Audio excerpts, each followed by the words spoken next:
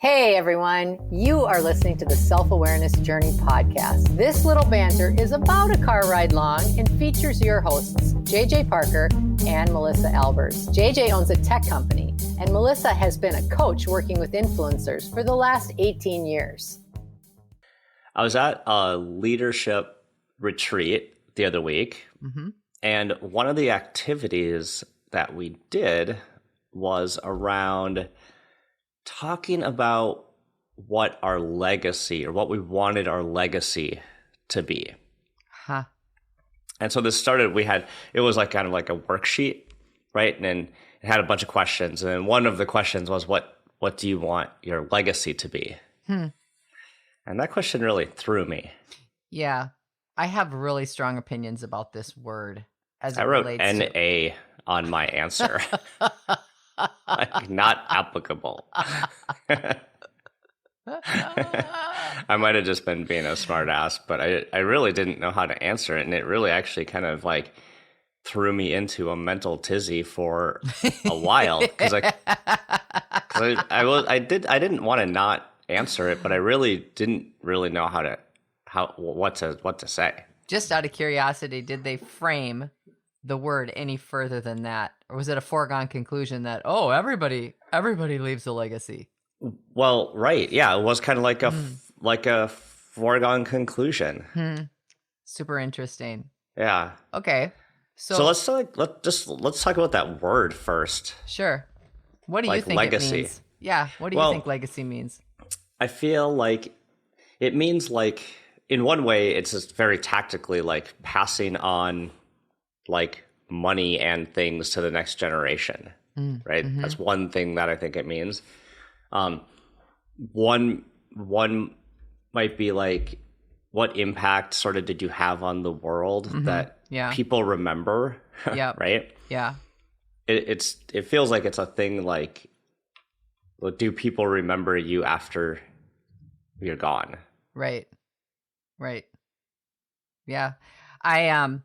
I would agree with you. And I would then think that for me, that word legacy, it's super funny. Like sometimes I'm just really open to the dialogue and the conversation and how it feels to talk about it.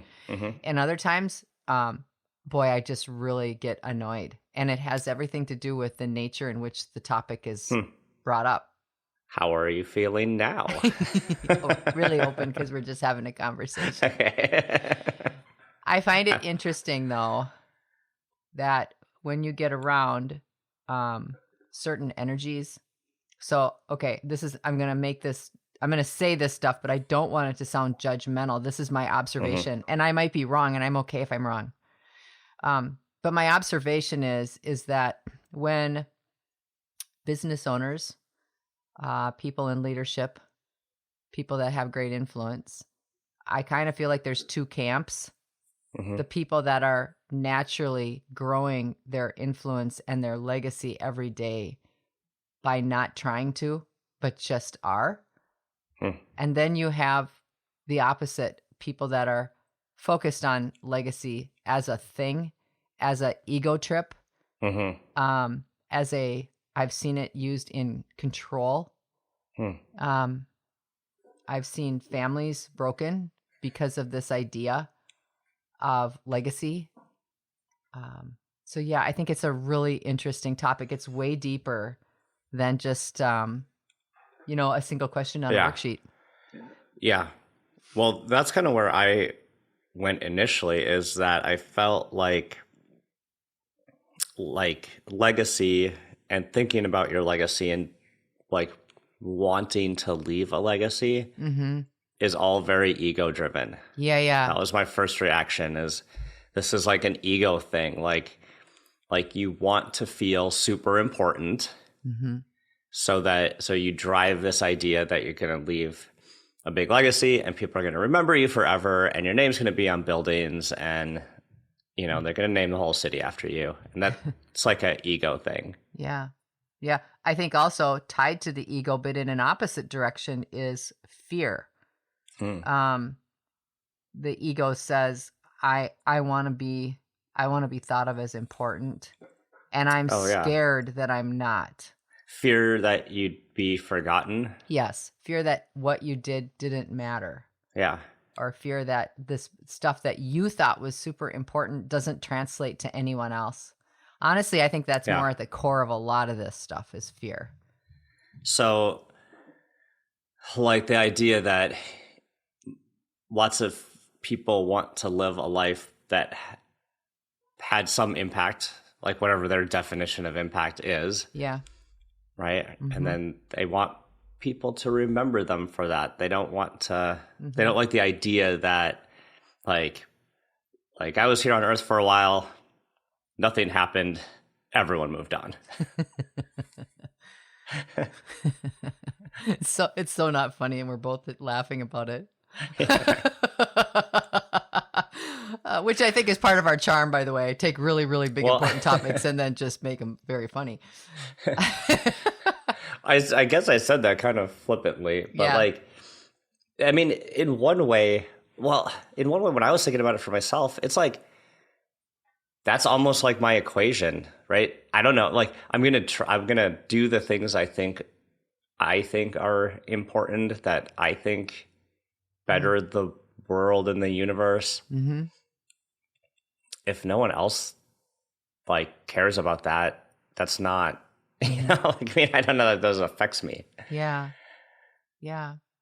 I think, you know, I think that this notion of legacy, is also, I think people use it as proof, you know, for themselves. Like, because, you know, whenever we get scared about something, whenever we have fear about something, we usually try to put up some fences of some sort, security fences or what have you. It's like, this fear of, what am I here for? Like, I feel that happens a lot, especially for people when they're in the middle ages.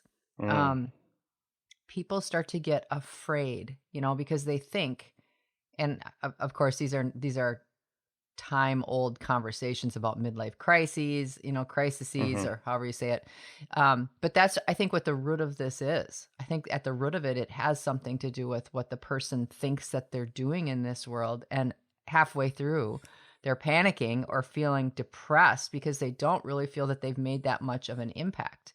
Yeah. And I wonder if that impact has to, I think people define it in all sorts of ways, exactly like you said, their impact, like leaving money or things, or like they left an idea, or they left a concept, or they left a movement.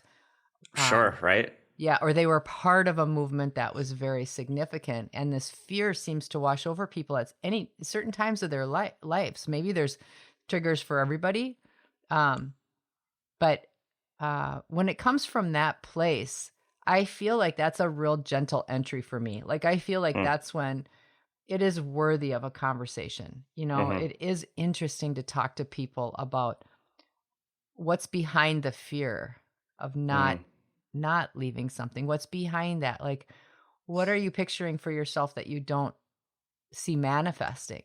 You know, like, to me, that's a more interesting way to talk about that word. Yeah, I like where you're going. A lot of times when people talk about legacy, they are literally talking about like the monetary part of it. Yeah. Which is just one way to measure. Yeah. That's just like one measurement. There's lots of other measurements that are probably more impactful and more important. Yeah. Well, you have a pretty specific idea about money and legacy. I mean, you've always had a pretty strong belief. Which is an interesting belief, right? And it's, I don't know if you want to talk about that. That it doesn't matter. Yeah. Like generally. Yeah.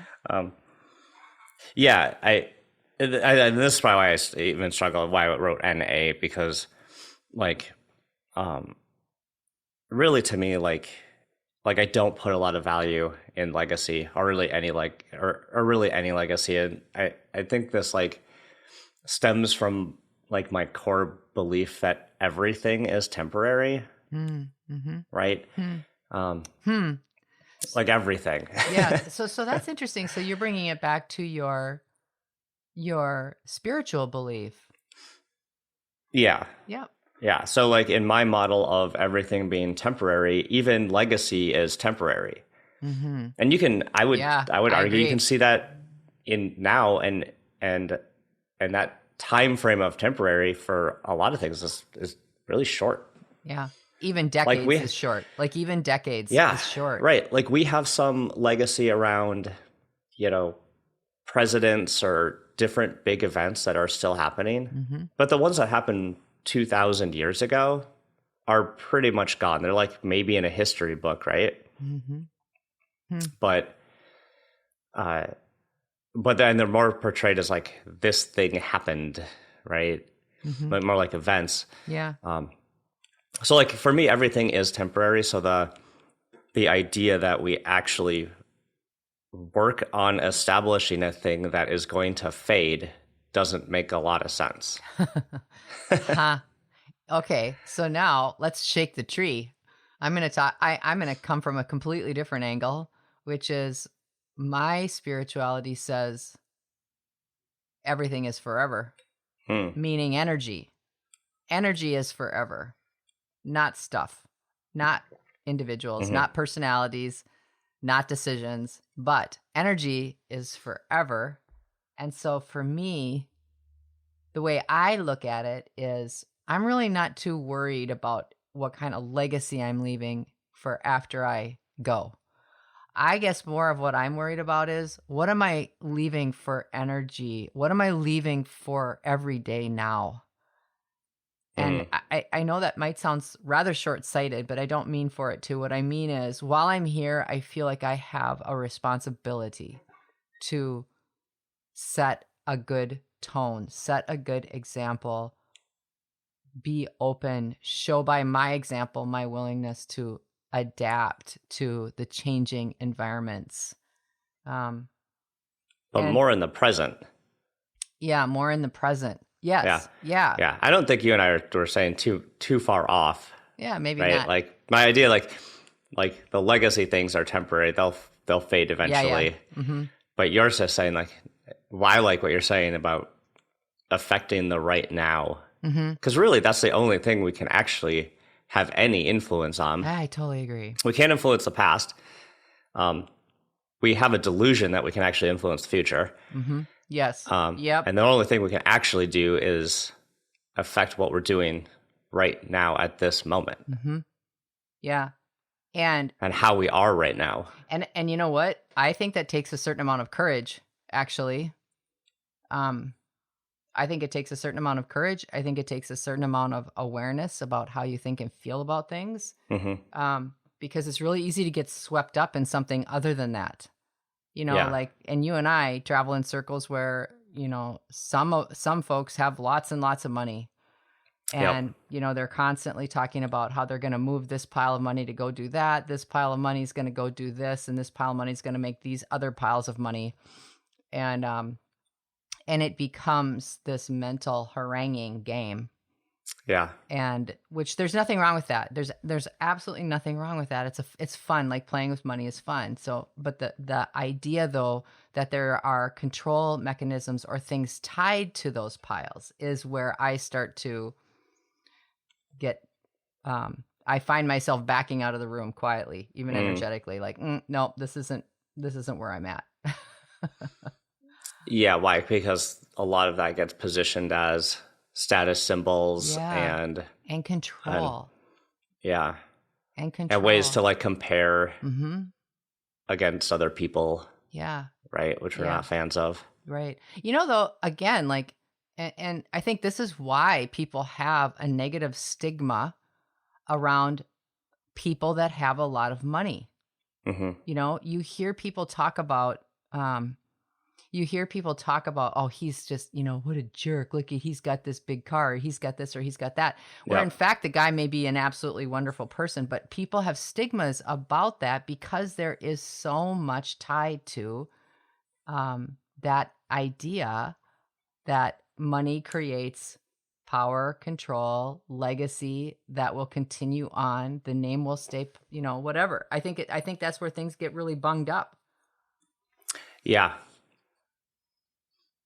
That is true. I mean, you can see that a lot, right? Like where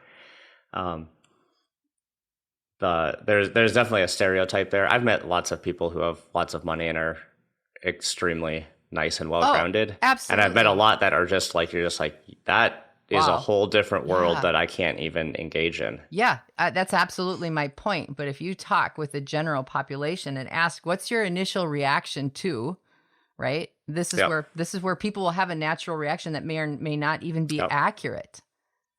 Yeah. But I think I think that's really an interesting thing, right? And so like if you take like if you say legacy as you listed as, one of the first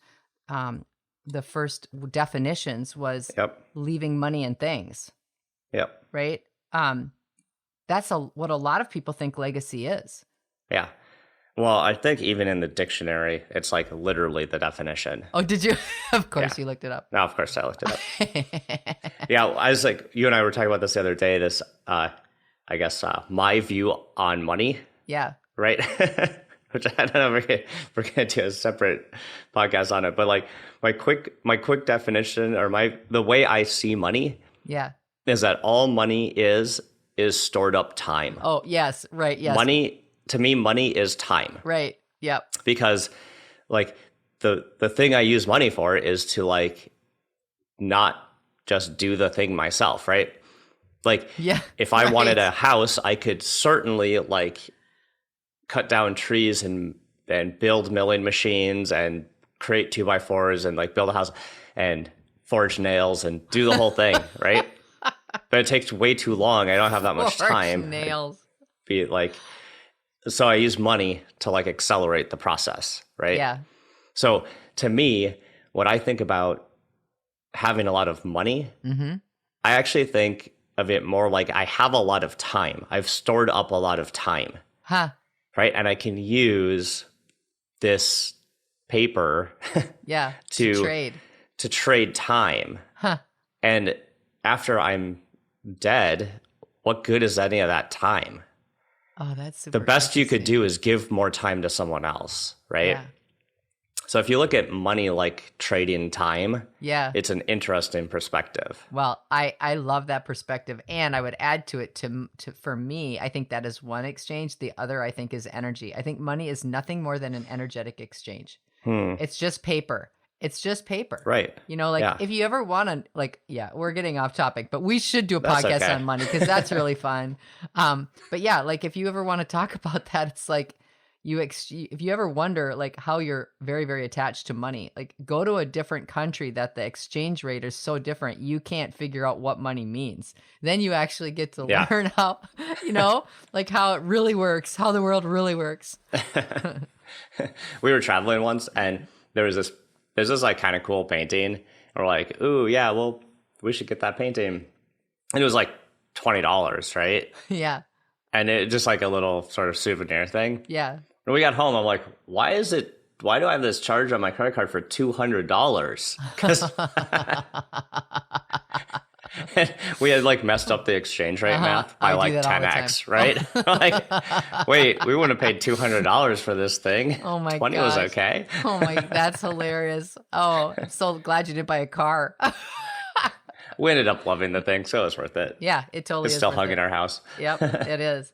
I just really like this, I think this conversation should be a good conversation for people to just sort of sit with this idea of what do they define legacy as, first of all, not their own, but just generally speaking, like what do they define legacy as? And it would be really interesting to do an exercise to start listing out what things you thought were going to be your legacy or how much energy on a scale of 1 to 10, is that important to you or not? And if it's really important to you, I think it would be very interesting to think about why. What's behind that? Is it truly altruistic? Like for me, like whatever I make for money, I don't even think about it. It's like, I'll just make more. Like I do think like that. It's a kind of a big joke because, it took me 4 CPAs to find a good one that could manage me and help me understand money better. I was just like, I'll go make it. You just figure out what to do with it. Like, I met with my financial advisor the other day and he's like, you're super frustrating client because you like literally have no goals and you don't want to leave any legacy. I'm like, cool, your job's easy. Right? And you still get the same percentages. Isn't that great? Yeah, right. Why are you complaining? But when you consider what your own legacy is, I think, to really understand what's behind that, is it fear? And if it's fear, what is it fear of?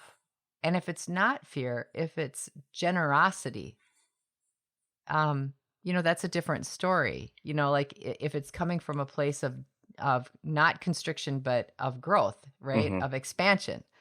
It is an interesting topic for sure.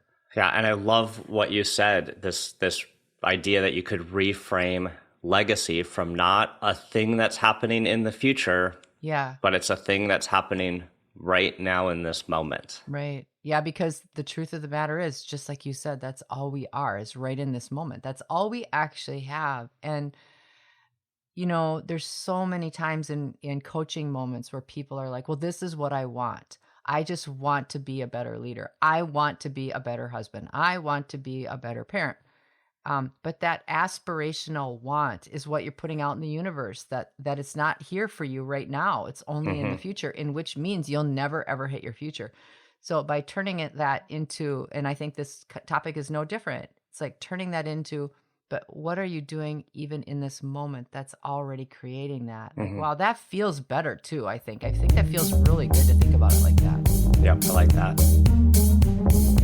We hope that you've enjoyed today's episode. Our mission is to help people become happier and more effective by gaining insight into their own thoughts and feelings. We'd love your support. First, share this podcast with anyone you think might enjoy it. Second, leave us a rating or review on your favorite podcast site. This helps others discover the podcast so we can reach more people. And third, sign up for our newsletter at theselfawarenessjourney.com. This will help us communicate better with you and build our community. Thank you so much for joining us in the Self-Awareness Journey. We'll see you next week.